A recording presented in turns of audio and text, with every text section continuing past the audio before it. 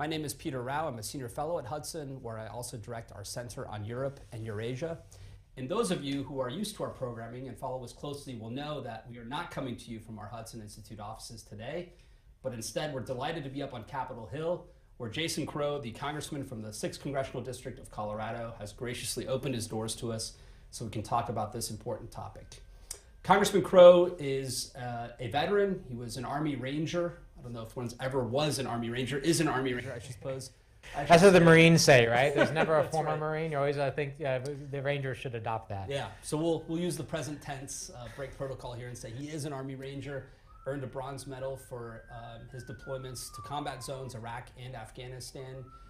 He was elected in 2018 from that 6th Congressional District, which stretches from Littleton, the southern suburbs of Colorado, sort of ropes around Denver up to Aurora and the eastern districts, and out into rural Colorado as well, I would say. He serves on the Armed Services Committee and the IPSC Committee, the House Permanent Select Committee on Intelligence, and the U.S.-British Caucus in Congress. So somebody who has devoted himself to national security and foreign affairs, has made it really a marker of his own.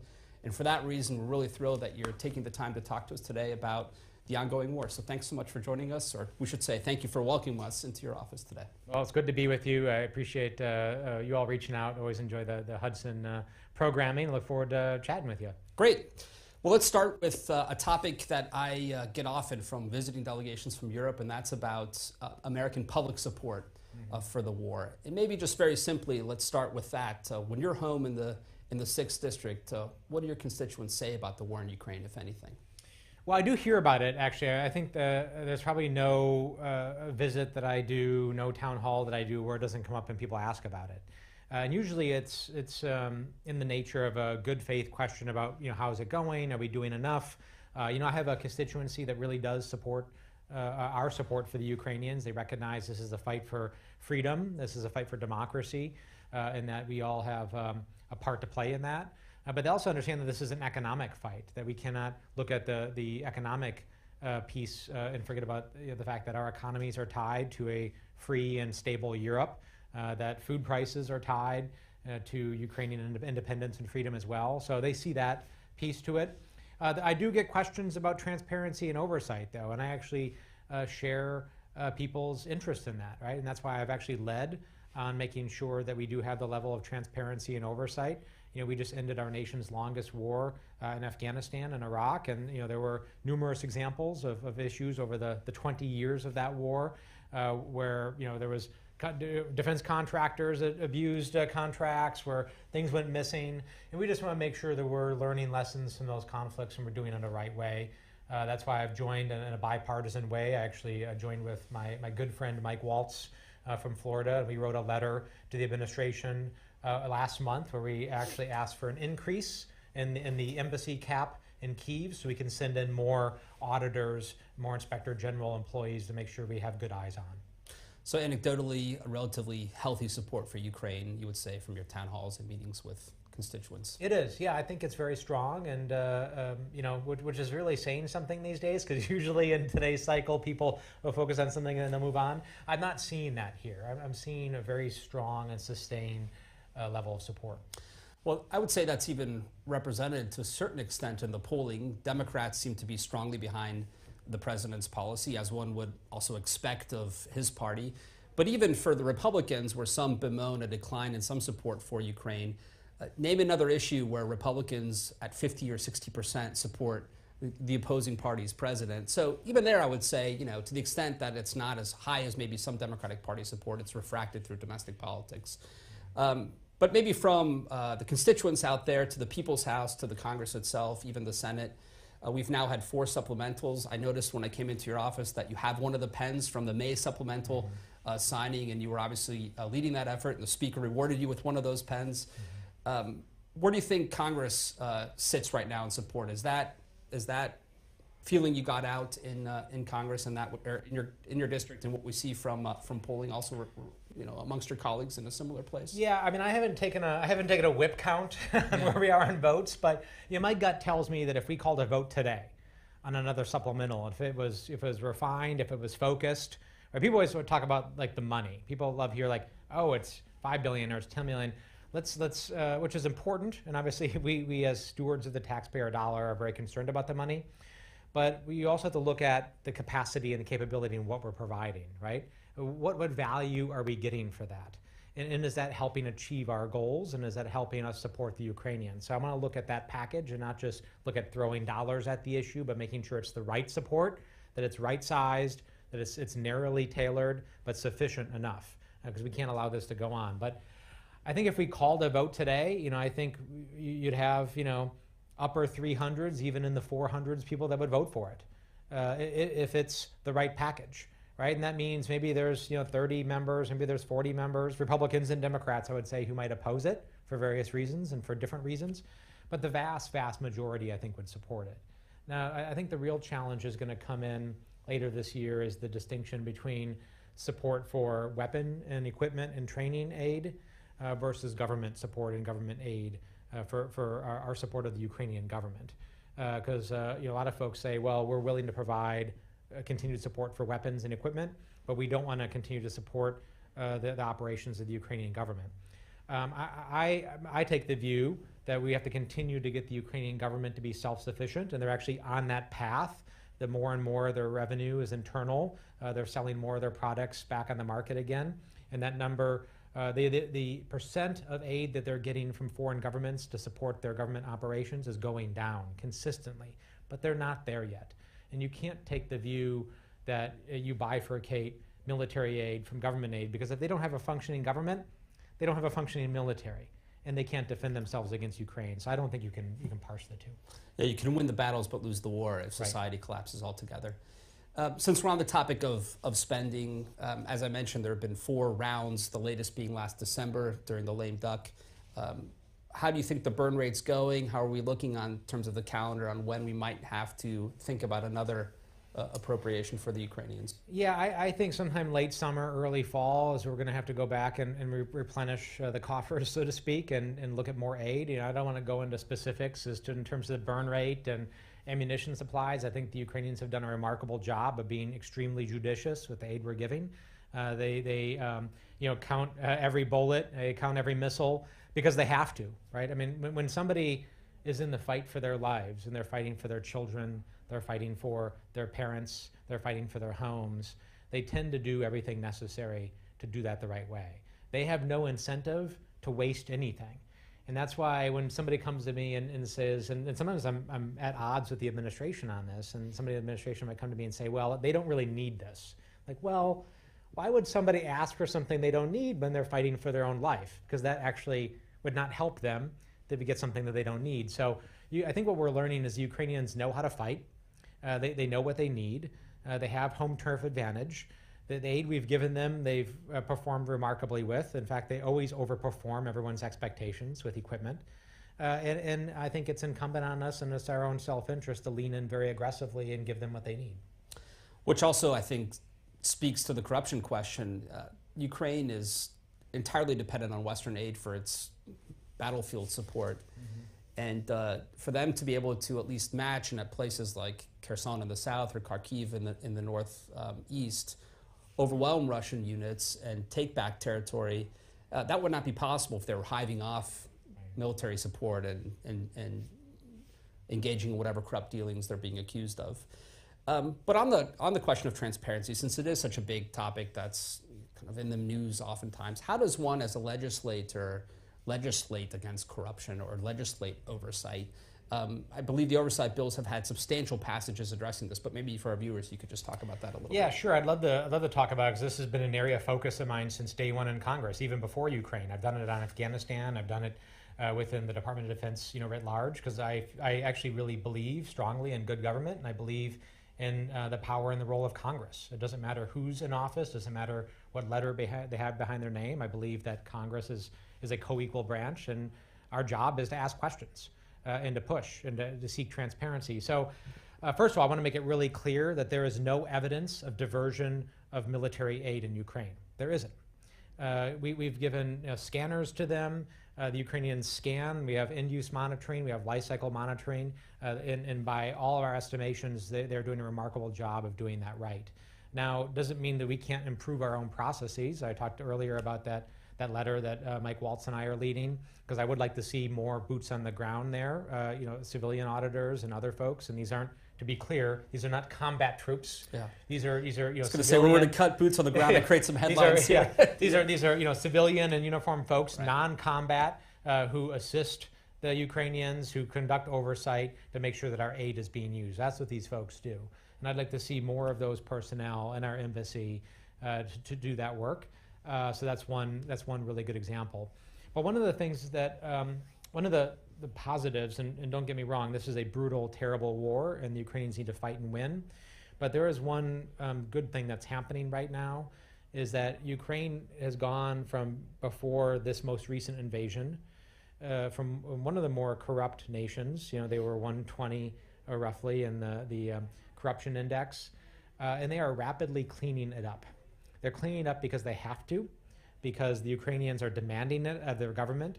Because remember, the Ukrainians are the ones that are fighting and dying. They're sending their sons and daughters to the front line to die, and they are not going to tolerate a corrupt government that's not going to use things the right way. So they're demanding it, and the Ukrainian government is responding. So what I'm working on doing now is how do we support those efforts? How do we support those ongoing reforms so that when this ends and the Ukrainians win, that they come out of this a more advanced, more reformed, stronger government and democracy than when they went into it.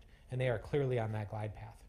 This too, I think, is connected to the battlefront, because corruption is oftentimes a byproduct of Russian influence. Mm-hmm. So if you want to solve the corruption problem in Ukraine, you push the Russians out and you allow them to cleanse themselves of some of those residual, almost Soviet era, the C in communism also stands for corruption influences. And we've seen it all across Eastern Europe. A lot of these former Warsaw Pact countries who were part of the Soviet alliance system, when they managed to liberate themselves, push out Soviet influence, and attach themselves to Western structures, they began, I think, the process of really improving their governance. So there's no reason to expect the Ukrainians wouldn't do the same. Yeah.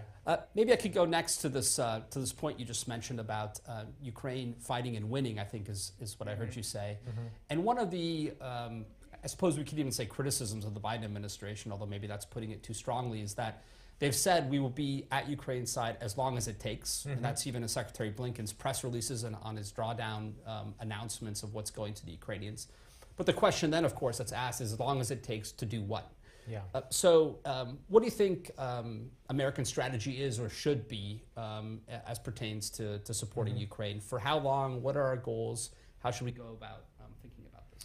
Yeah, I would actually like a different wording, frankly, than the as long as it takes, because I don't think time is on our side and the Ukrainian side here to achieve those goals. For me, first of all, the difference between a Western democracy is that we recognize and respect our friends and partners' sovereignty, right? So we have made a decision that it's in our interest for the Ukrainians to win, and we're going to provide support for them to win. They're the ones doing the fighting, not us.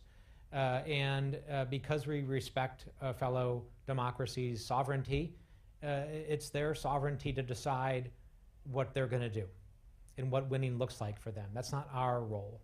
And that's the big difference between, frankly, us and NATO and the Western alliance and Russia and China. Because if that were Russia and China, they would mandate what those people should do. That's not the way that we work. So that's the Ukrainians' decision to make about what their future looks like. What they have told us, what they've been very clear about, is they want to recapture Ukrainian land. They want to retake their homeland, and that they believe that as so long as a Russian military machine is next to door to them, that they're not safe, and they never will be safe, as so long as Vladimir Putin is in control. And I agree with that assessment. So ultimately, it's about a couple of things. How do you degrade the Russian military so it can't conduct offensive operations and project power beyond its borders? How do you build up the Ukrainian military and modernize it so it makes Ukraine a porcupine that can't be swallowed? How do you reform the Ukrainian government and build government and democratic structures that are resilient? And then what type of security umbrella can we negotiate with other nations to provide some security guarantees when they do push the Russians out of their territory? And that last question, the future of Ukraine's place in the West, is increasingly being debated and will be very hotly debated leading up to the Vilnius summit in Lithuania that NATO will have, because the Ukrainians obviously now have made the ask very dramatically and emphatically that they'd like to be within NATO. I don't know if you have any thoughts on that, where Ukraine's place sits heading forward. Yeah, I mean, I am somebody that believes that we should have Ukraine in NATO. I would love to see Ukraine in NATO. Obviously, under the charter, that can't happen so long as they're at war. And that's what the charter says. Same thing with the European Union. You can't join the European Union if you're currently at war. So I'd like to see that. And I do think I'm of the view, and there's dissent within the U.S. government and on the Hill on this issue. I'm of the view that we should provide that map, that accession plan. Yes, exactly. I would like to see that, because I think it would do a couple of things. That would provide a level of clarity to the Ukrainians as to what they need to do, what type of government reforms are necessary, what type of economy they need to build, how they need to start engaging with Europe and the United States, what their military should look like as they continue these reforms. But also sends a very clear signal that our commitment, the commitment of Europe and the United States is strong, that it's long-term, and that Putin's plan just to keep on kicking the can down the road in hopes that we will go away or lose interest is not going to work. I think it also signaled that Russia doesn't get a veto over other countries' future orientation. And the Ukrainians are rightfully frustrated that since the Bucharest summit in 2008, every NATO summit has had the same rote language about Ukraine without really promising them that future. But since you mentioned the war, it's still ongoing, and that does have implications on Ukraine's ability to join NATO. There is some talk now in Washington, these sort of low chattering rumors that the Ukrainians will most likely try to run a major counteroffensive, perhaps kicking off as early as this month, but sometime in the next few months. And that really then will be a last big dash for the Ukrainians, followed by an attempt to force almost an off-ramp negotiation. If I'm to interpret your position correctly, you wouldn't subscribe to that. You would encourage them to run this counteroffensive, or it's up to them to run the counteroffensive as they see fit. But thereafter, that doesn't necessarily need to lead into an off-ramp negotiation between the Ukrainians and the Russians. Is that I'm fair not to say? seeing, well, I'll put it this way. I'm not seeing any indication or evidence that Vladimir Putin is open to any discussions. Yeah. He's not talking about it. There's no rhetoric. There are no signs that he's doing it. I think that will happen when he's forced into that position. And I think he's forced into that position when he's weakened enough that he starts losing options. And right now, that is a military solution, right? His military has to be weakened enough so he can no longer project power and hold Ukraine at risk, Ukrainian infrastructure at risk. He can't terrorize the Ukrainian people. He loses the ability to conduct offensive operations, and he starts having to retrograde because of an offensive. So yes, I do believe an offensive is necessary at some point when the Ukrainians are ready to do that, and they know best. With our help and support, of course, but they know best when they'll be ready to do that. Right, and we shouldn't force them into premature negotiations, Yeah. but try to generate a true spirit of compromise, if you can put it that way, right? Well, you can't. I mean, you can't Moscow. negotiate with somebody who's not willing to negotiate. Right. And right now, Putin is showing no signs of that. Right. For that counteroffensive to succeed, the Ukrainians need Western systems and Western weapons. There have been lots of back and forth between Kyiv and Washington, but also between our European allies and the Ukrainians about various types of weapons, from long-range precision strike to a fighter jet program. We just had the tank debate behind us, although it's still bubbling in numbers and nature and types, Leopards, Abrams, etc. Where do you see all of this? What sort of weapons should we be providing the Ukrainians? Does that include long-range strikes? Should we allow them through ATACMS, for example, to hit Russian supply lines in their deep rear, or do you shy away from that? I mean, how do you analyze that? I've long been pushing for the longer range ATACMS, for example, the longer range rockets and missiles. I think it's time to do that. I think we've seen less and less talk and concern about escalation, because every supposed red line that people have crossed that said that Putin would respond to, he hasn't, because he doesn't have the capability to. And he's concerned about escalation too. And frankly, the Ukrainians have proven themselves to be responsible partners. Right? They are not going to misuse our aid and threaten that aid being withdrawn, because that would put them in a worse position. So they have every incentive, and they've shown every willingness to abide by the in-use restrictions and the things we've asked them to abide by with the use of our weapons. So I have confidence that we can provide those longer range systems. And yes, I do believe we should provide fourth generation fighters. I do believe we should provide the longer range rockets. I do believe more advanced air defense systems and munitions to support those are necessary, as well as more main battle tanks. Because ultimately, I think what we've seen is this, and let's use the example of the Bakhmut battle. What the Bakhmut battle has shown is that the Ukrainians are tough fighters, that they have a lot of pride and extreme will. But it also has shown that both sides are still using Soviet-era tactics in many instances, which is just pound the other side with the artillery until you grind them down and then assault, then conduct a frontal assault. That's not how the United States and NATO fights. Right? You know this. I mean, you're an expert on these matters too. We use fire and maneuver. Right? We soften a target. We'll maneuver. You fire not just to fully degrade. You fire to create the conditions for maneuver. And we are now with the support of our allies helping train their military in that style of warfare, and that will be decisive. If we can create a fire and maneuver type of force and help the Ukrainians evolve into that, they'll be in a significantly better position for any type of offensive, either now or in the future, against the Russians. But to do that, you also need an air cap, an air superiority. You need longer range fires to hit beyond the front lines, and you need main battle tanks and other types of equipment like that. So we have to give them the training, we have to help them evolve their theory of battle, and we have to give them the equipment to actually execute on it. And war really is also connected to time and space. I mean, I think some of the delays have been costly because the Russians have managed to fortify dramatically those parts of Kherson, Zaporizhia, and the Donbass, which they've held, which will make it more difficult for the Ukrainians to break through. But that's, I suppose, where we're at right now. On the nuclear weapons front, this was early on an area that was really hotly discussed. I think less so now. In part because the nuclear saber rattling, once it's employed 3, 4, 5, 6 times, maybe has less resonance. Although President Putin's announcement that he's going to deploy some battlefield nuclear weapons to Belarus has, I think, again gotten the West's attention.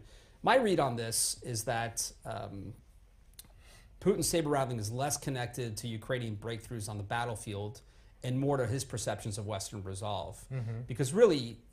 He can barely take Bakhmut. He has yet to do that. Yeah. He does not want a broader war with NATO. He wants to isolate Ukraine. And to the extent that he can stiff and push the Americans and the West off of support for Ukraine, that's really his intention. Do you share that? I mean, what's your read on how he's using the nuclear card to try to deter us and the West? I do share that. I think that's a good assessment, actually. Right? He's trying to project strength. And the more he actually, the weaker he becomes, the more he tries to project that. And the more... desperate he becomes, right? The hostage taking with Mr. Gershkovich and others. I mean, if you're an American citizen traveling in Russia, you should be extremely careful right now, right? Because Putin is going to. You probably shouldn't be traveling in Russia. Yeah, let's actually make that clear. Just come home. Don't go to Russia, right? If you're a U.S. citizen, don't be careful. Just don't go. Yeah. I agree with that because I mean, he'll just take you hostage, right? Every card he can get, he's grasping for straws here. To gain leverage, and he's going to continue to do that. So yeah, I do agree with that. But it's also internal saber rattling. It's not just signaling to the West, but he has his own internal problem. Yeah. Because there are hardliners, surprisingly, to the right of him. Right. Right.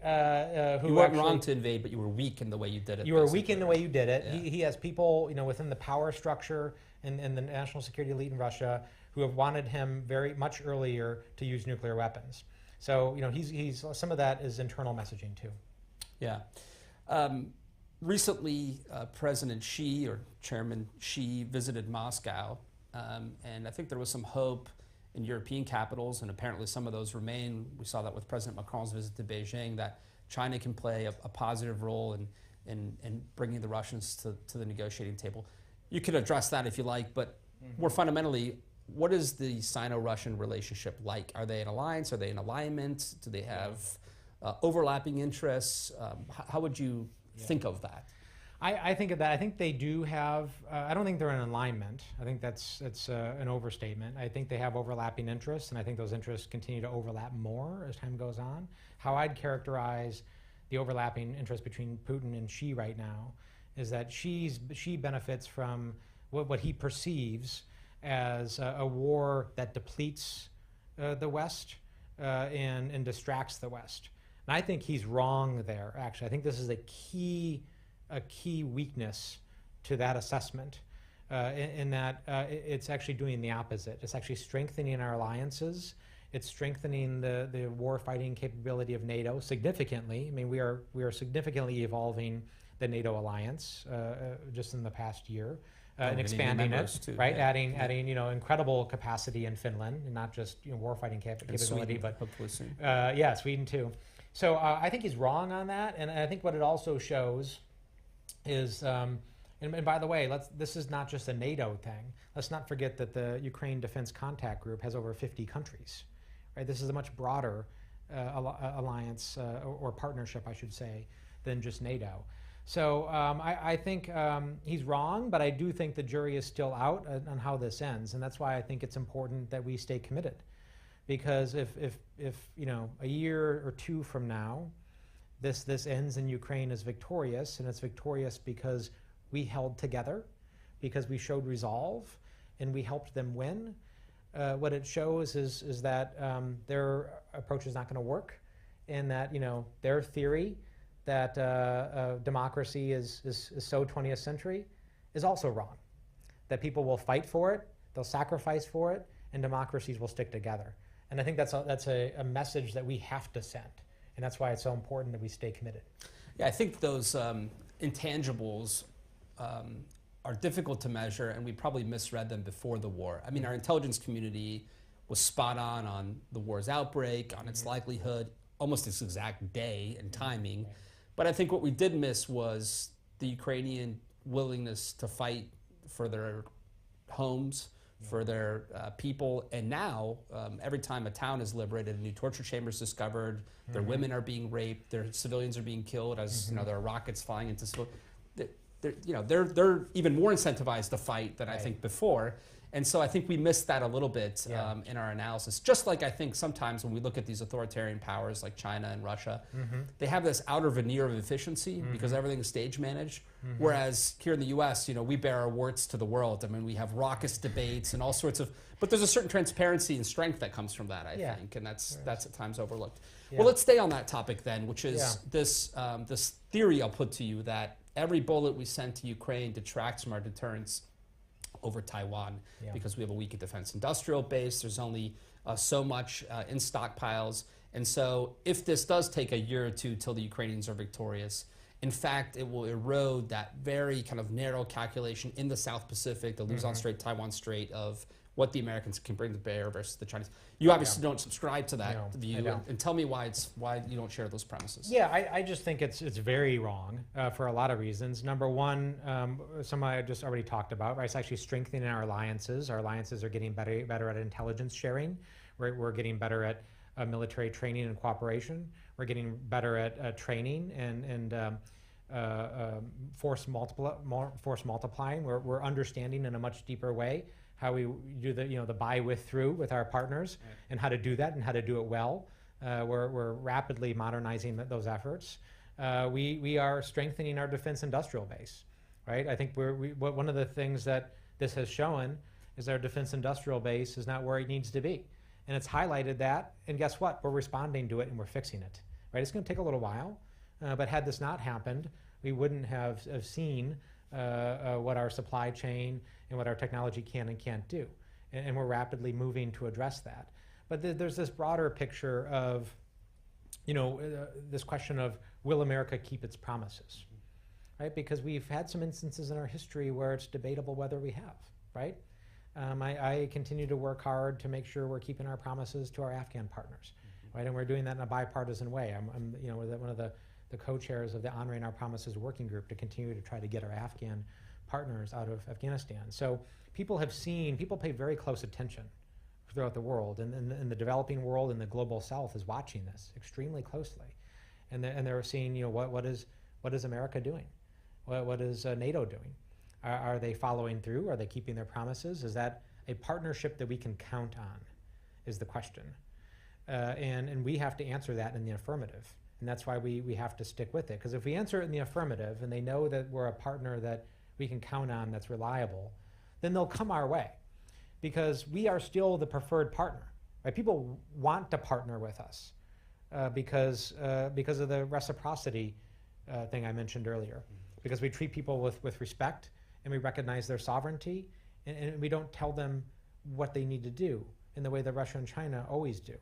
I had a long conversation with an African diplomat. And this is an African country. I won't name the country, but it's an African country that has had a lot of Chinese investment. And this diplomat... Should I just start naming them and you can nod? We're not doing 21 questions, Peter. This African diplomat said, hey, listen, the Chinese have come in, they've invested, but they've done so with predatory terms, huge debt trap financing. The quality of the infrastructure is actually poor, and some of it's already falling apart.